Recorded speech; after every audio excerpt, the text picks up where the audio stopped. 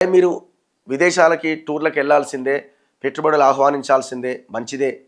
కానీ చిత్తశుద్ధితో పని చేసుకుంటూ ముందుకెళ్తూ ఎంఓయూలు కుదుర్చుకోవడమే కాదు, ఆ కంపెనీల పురోగతి కూడా కావాలి. ఇప్పుడు వాళ్ళు ఊరికే ఇక్కడికి రారు కదా, వాళ్ళకి రకరకాల భూమి ఇస్తారు, డెవలప్ చేసి ఇస్తారు, అన్ని రకాల ప్రోత్సాహకాలు ఇస్తారు. ఈజీగా కంపెనీ పెట్టుకోవడానికి అనుమతులు ఇస్తారు, ఈజ్ ఆఫ్ డూయింగ్ అనేది అంటున్నారు కదా. ఇవన్నీ ఇచ్చినప్పుడు మరి తెలంగాణలో ఉన్న బిడ్డలకు ఎన్ని ఉద్యోగాలు ఇస్తున్నారు ఒకసారి ఆలోచించండి. ఇంత నిరుద్యోగ రేట్ ఎందుకు ఇంత విపరీతంగా ఉన్నది ఒకసారి ఆలోచించండి. ఇవన్నీ మేము నమ్మాలి అని అంటే మీరేం చేయాలా? గతంలో కూడా దావోస్ టూర్కి పోయినారు కదా, ఆ రోజు కూడా ఆ 1 వీక్ కూడా పెద్ద ఎత్తున ఈ పేపర్లలో వార్తలు వచ్చినాయి. 40,000 కోట్లు ఏమో అన్నారు, 1,00,000 కోట్లు అన్నారు ఒకసారి. మరి ఆ పెట్టుబడులు ఇప్పటికి దాదాపు సంవత్సరం అయిపోయింది కదా, ఆ కంపెనీలతో ఎంఓయూ కుదుర్చుకున్న పత్రాలు ఉన్నాయి కదా. మరి ఇక్కడ ఆ కంపెనీలు వచ్చి పెట్టుబడులు పెట్టినాయా పెట్టలేదా?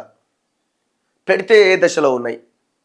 ఇమీడియట్గా విత్ ఇన్ 1 ఇయర్లో 6 మంత్స్లో అయ్యడానికి అవకాశం అయితే లేదు. కానీ ఏ దశలో ఉన్నాయి? అసలు కనీసం ఎంఓయూ కుదుర్చుకున్న తర్వాత ఆ కంపెనీ యాజమాన్యం మిమ్మల్ని సంప్రదించిందా? సంప్రదించకపోతే మళ్ళీ మీరేమైనా వాళ్ళని కాంటాక్ట్ చేసే ప్రయత్నం చేశారా? ఏ దశలో ఆయా కంపెనీలు ఉన్నాయో ఒక్కసారి వైట్ పేపర్ రిలీజ్ చేయండి. మేము అది డిమాండ్ చేస్తున్నాం, రిక్వెస్ట్ చేస్తున్నాం. మీరు అది రిలీజ్ చేసినప్పుడు ఇగో వీటి మీద కూడా ప్రజలకి నమ్మకం ఏర్పడుతుంది. మీరు ఏ పేపర్లకైతే యాడ్స్ ఇచ్చి మీ టూర్ మీద మీరు పెద్ద ఎత్తున వార్తలు వేయించుకుంటున్నారో ఆ వైట్ పేపర్ రిలీజ్ చేసి ప్రజల డబ్బులైనా సరే ఆ ప్రజల డబ్బులే పెట్టి మీరు ఆ వైట్ పేపర్ని పేపర్లలో వేయించండి. వెల్కమ్ చేస్తాం మేము.